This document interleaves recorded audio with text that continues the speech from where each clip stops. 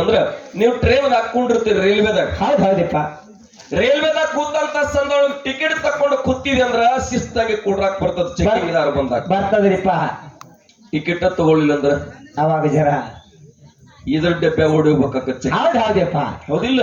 ಈ ಪ್ರಪಂಚದ ತೇರಿನಗಳು ಈ ಸಾಗರ ಅಂತಕ್ಕಂಥ ಪುಣ್ಯಾತ್ಮರಿ, ಈ ಪ್ರಪಂಚದ ಸಾಗರದ ಟ್ರೈನಿನೊಳಗ ನಾವೆಲ್ಲ ಕೂತಿದೀವಿ, ಕುಂತೇವ್ರಿಪ್ಪ. ನಾವು ಟಿಕೆಟ್ ಯಾರ ಕಣ್ಣಿದ್ದು ತಗೋಬೇಕು ಅಂತ ಕೇಳಿದ್ರೆ ಅಂತಪ್ಪ ಶ್ರೋತ್ರಿ ಬ್ರಹ್ಮನಿಷ್ಠ ಸದ್ಗುರುವಿನ ಅಂತಕ್ಕಂಥದ ಮಹಾಮಂತ್ರದ ಆಶೀರ್ವಾದ ಟಿಕೆಟ್ ನೀವು ತಗೊಂಡ್ರಿ ಅಂದ್ರೆ ಯಾವಾಗ ಸಹಿತ ಎದಿಗೆ ಒದಿಲಾಕ ಬರ್ತೈತಿ ಅಂತ ಟಿಕೆಟ್ ನಾವು ಪಡ್ಕೋಬೇಕಾಗ್ತದ. ಅದಕ್ಕೆ ಹೇಳಿದ್ರು ಪುಣ್ಯಾತ್ಮರ, ಗುರುವಿನ ಗುಲಾಮನಾಗುವ ತನಕ ದೊರೆಯದಣ್ಣ ಮುಕುತಿ, ಸಕಲ ಶಾಸ್ತ್ರಗಳು ಓದಿ ಓದಿ ವ್ಯರ್ಥ ಹೋಯಿತು ಪ್ರಕೃತಿ ಅಂತಕ್ಕಂಥ. ಹೌದ್ರಿ. ಅದಕ್ಕೆ ಮನುಷ್ಯ ಜನ್ಮ ನಾವೆಲ್ಲ ಬಂದಿದ್ದೀವಿ ಪುಣ್ಯಾತ್ಮ, ಬಂದೇವ್ರಿ. ಅದರಲ್ಲಿ ವಿಶೇಷವಾಗಿ ಯಾವ ಧರ್ಮ ಶ್ರೇಷ್ಠ ಯಾವ ಧರ್ಮ ಕನಿಷ್ಠ ಅಂತ ನಾನು ವಾದ ಮಾಡೋ ಚರ್ಚೆಗೆ ಬಂದಿಲ್ಲ. ನಾವೆಲ್ಲರೂ ಮಾನವ ಧರ್ಮಕ್ಕೆ ಜಯವಾಗಲಿ, ಧರ್ಮದಿಂದಲೇ ಈಶ್ವರಕ್ಕೆ ಶಾಂತಿ ಸಂದೇಶವನ್ನು ಕೊಟ್ಟಿರ್ತಕ್ಕಂಥವ್ರು. 12ನೇ ಶತಮಾನದಲ್ಲಿ ಬಸವಣ್ಣ ಹೇಳಿದ ಏನ ತಂದ್ರಿಪ್ಪ? ಹೇಳಿದು ಅಂತಕ್ಕಂದ್ರೆ, ಇವನಾರವ ಎಂದೆನಿಸದರು, ಇವ ನಮ್ಮವ ನಿಮ್ಮ ಮಾಮನೆ ಮಗನೆಂದೆನಿಸುವ ತಿಳ್ಕೊಂಡು ಆ ಮಾನವ ಸಂದೇಶ ಕೊಟ್ಟ.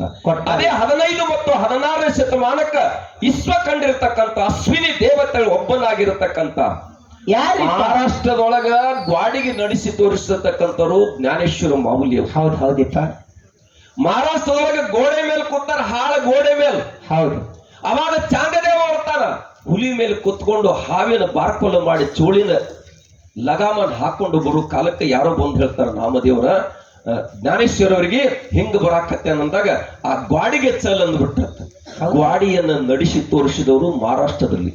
ಕರ್ನಾಟಕದಲ್ಲಿ ಪುಣ್ಯಾತ್ಮರೇ ನಿರ್ಗುಣ ದೇವರನ್ನು ಸಗುಣ ಮಾಡಿಕೊಂಡು ಗೋಡೆಯನ್ನು ಒಡೆದು ಮೂರ್ತಿಯನ್ನು ತಿರುಗಿ ತನ್ನತ್ತ ಮಾಡಿಕೊಂಡಿರ್ತಕ್ಕಂಥ ಮಾನುಭಾವರು ಕನಕದಾಸರು.